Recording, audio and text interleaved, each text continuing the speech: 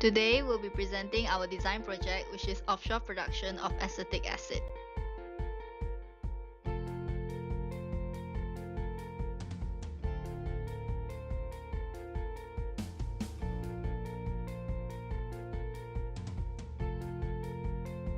The presenters today will be Tae Zi, Jolin Yong, Letitia Tay, and Rafiq Irfan. In this project, we are estimated to produce 744 kilotons of acetic acid at 94% of purity every year.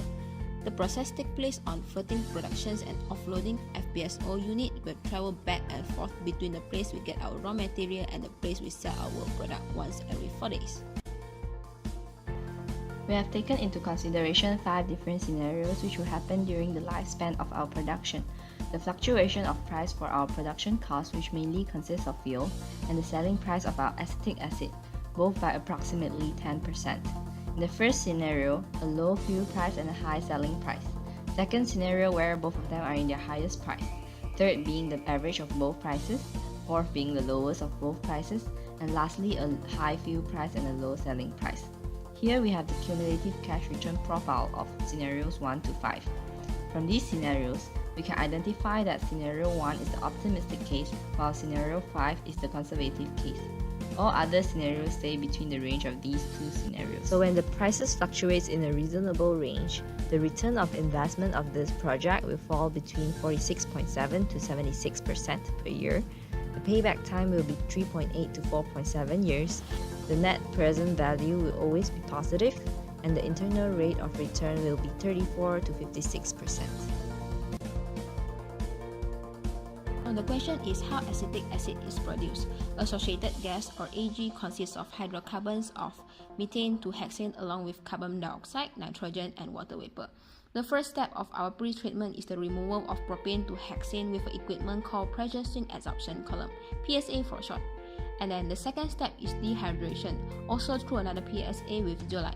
Methane would be the major component in the feed stream, and it would then be used to produce acetic acid through a 3-step process. Firstly, the methane will react with carbon dioxide in dry reforming reactor to produce syngas, which is comprised of carbon monoxide and hydrogen gas. These 2 gases will proceed into methanol synthesis reactor to further produce methanol, and lastly, the third step to produce acetic acid through carbonations of methanol in the methanol carbonations reactor. Then finally, a flash tank is adhered to liquefy the gaseous acetic acid. We encounter a problem during the design of the process. Carbon dioxide, which is one of the raw materials needed for the process, is very costly and very expensive at an estimated 55 million ringgit per year. To solve this problem, industrial symbiosis is proposed as the perfect solution.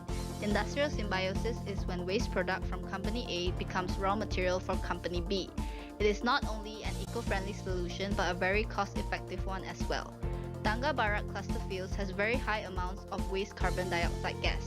To dispose this waste, Tangga Barat re-injects the carbon dioxide back into the ground. It is a very costly procedure. Through industrial symbiosis, we would instead obtain 42.6% of the waste carbon dioxide from Resat Hub, and this waste product will actually be utilized as a raw material in our acetic acid production.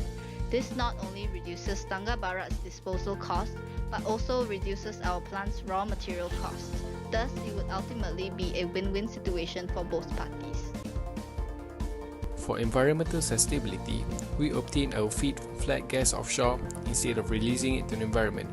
Flat gas contains greenhouse gases that can bring harm to the environment, such as acid rain, melting of ice in the North and South Pole due to global warming, and also acidity increase of soil. Furthermore, our flat gas releases carbon dioxide 58% lesser than a flat gas offshore, so comparatively it is better. As for economic sustainability, we obtain carbon dioxide through industrial symbiosis.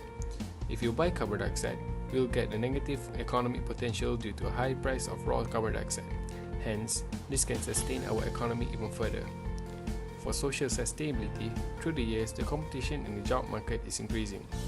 In the oil and gas industry, it contributes 85% to Terenggano's revenue. Hence, starting operations of this plant, it will open for more job opportunities in Terengganu. That's all for our presentation. Thank you.